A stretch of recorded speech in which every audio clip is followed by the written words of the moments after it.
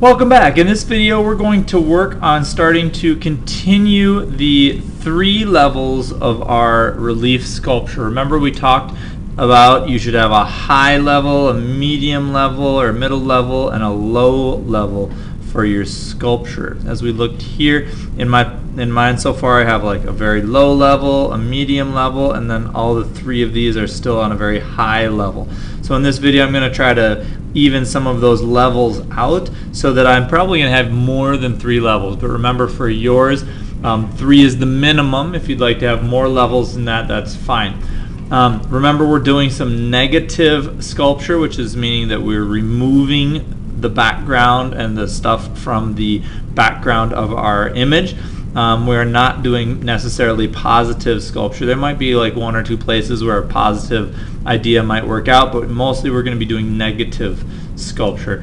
And that, remember, in carving away, you've already used your line, you've already used shape, and now you're going to be using form a little bit on some of the pieces, and we'll use more form as we go through. So, getting back to my sculpture, if you remember, I've got my background really far down here, and I've got my middle area up here, and then a higher area at the top. Now the things that I want to be on my highest level are the border and my tree, like the crown of my tree here. So those are the places I'm not going to touch.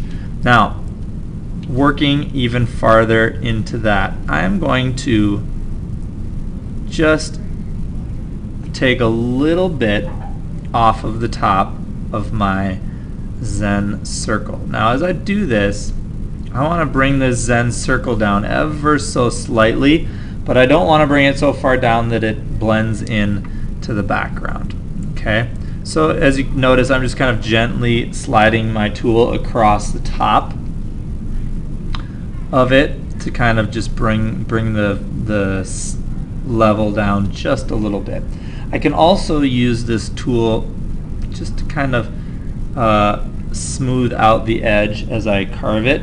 I'm going to be forming this edge, kind of like in the way one might with a positive piece of relief sculpture, but I'm just kind of using the edge to kind of round the edges out and yet carve some away still. Okay. Now, as this part of the Zen circle is closer to the top already because this background area is close, I have to carve that down less, whereas here, where this Zen circle is fairly tall because I've carved a lot of the background away already, it gives me a little bit more leeway in exactly how far I carve down and how much I don't. Like this area in here, I'm going to be able to carve this Zen circle down quite a bit and still maintain like a feeling that it's higher. Whereas if I carved it down that far here, it would not maybe be so tall. Now, I'm going to pretend that this Zen circle is actually cutting into my border. I designed it so that it would look like it was kind of cutting into my border. So I'm going to curve it around right there and kind of give it the feel that it's cutting into that border. Now as I do this, I'm using this carving tool. You could use the popsicle sticks. You know, one way that I like to show kids to do this is if you were to take this flat one, you could actually gently just push it and kind of carve, like almost like a carving tool like wood, and you could just kind of carve little bits away. Then if you get to a point where you feel like the carving level is down, like you've scraped away enough material, then you can use your fingers to just kind of smooth those bumpy parts out if you want, if that's what you're wanting your sculpture to look like. And using a combination of tools is going to get you a piece of artwork that's looking nicer by the end. If you kind of continue to just use one tool the entire time, your work kind of takes on a more static look. It's good to use a variety of tools, because using a variety of tools is also going to give you a variety of like texture marks and feel to your sculpture. So try to switch it up every now and then and get a couple different tools working. All right. That being said, I'm going to actually stick with this tool. I'm kind of liking how this one feels.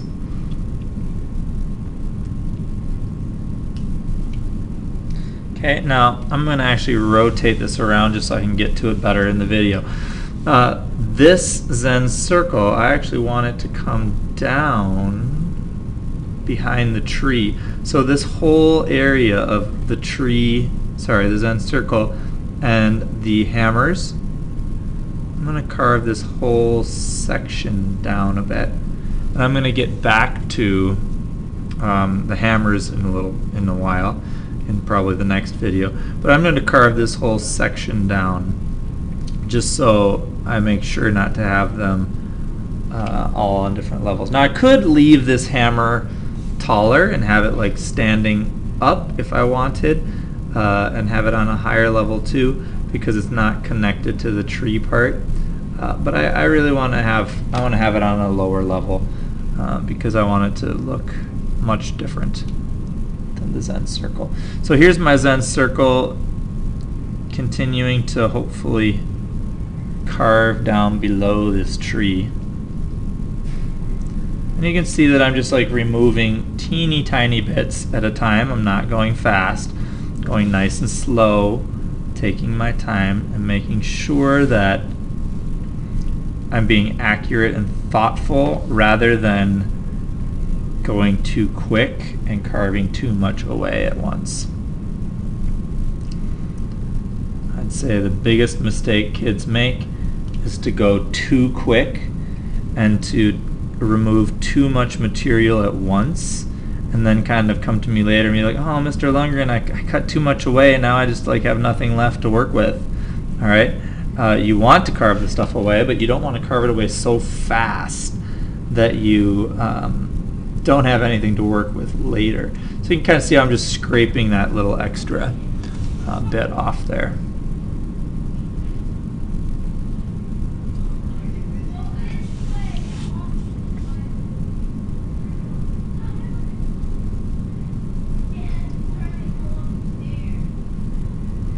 And again, switching up your different tools, feel free to use whichever tools you feel like are the best for whatever portion of your artwork that you're working on. Like right here, feeling like this one is starting to, for this certain area, I'm going to actually switch and get the pointy popsicle stick because I kind of want to get down in this hole, but I wasn't able to with that one.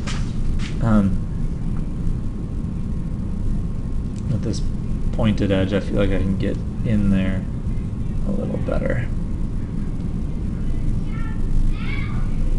Okay. So as you can see in this portion, I'm just kind of carving little bits away at different levels, and I'm going to smooth this background out a bit.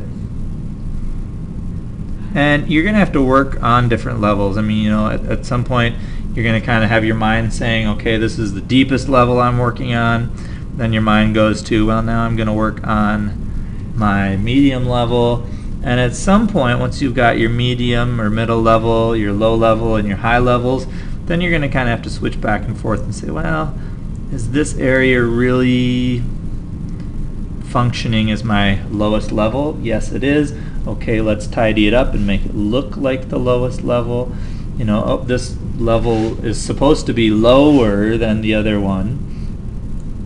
How can I change it so that it looks lower than the one I'm working on now?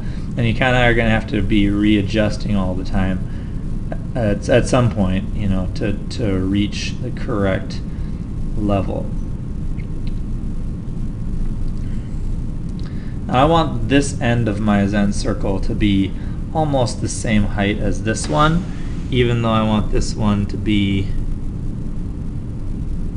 a little bit lower than the border.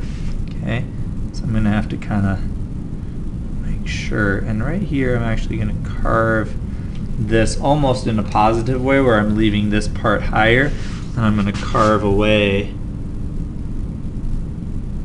into that background area to give myself the three-dimensionality of the Zen circle there.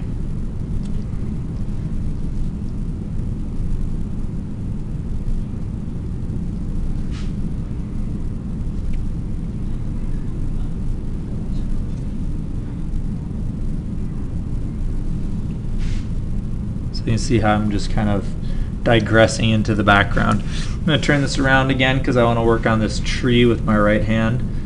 And I want to pull out this Zen circle next to the tree, almost doing a positive relief here where I'm cutting away so that the Zen circles at the bottom.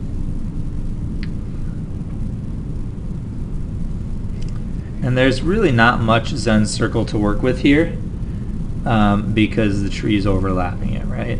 So I have to really model this so that the three-dimensionality of the Zen circle comes out, but then I have enough room for the tree as well. I'm going to undercut this so that it's smooth underneath there. Good. Now, so you can see how I've taken and shaved this part down here. In the next video that you should watch along with this video, I'm just going to work silently, and then you can turn the voice off and watch it, or you can put your thing on fast forward and watch it via fast forward and just watch the working happening. Okay, so for this video or this section, this homework, you should be thinking about continuing your negative sculpture. You should be working on your middle layer and your higher layers and trying to even them all out and make a little bit of space between those layers. Okay, so watch the next video of the fast forwarding.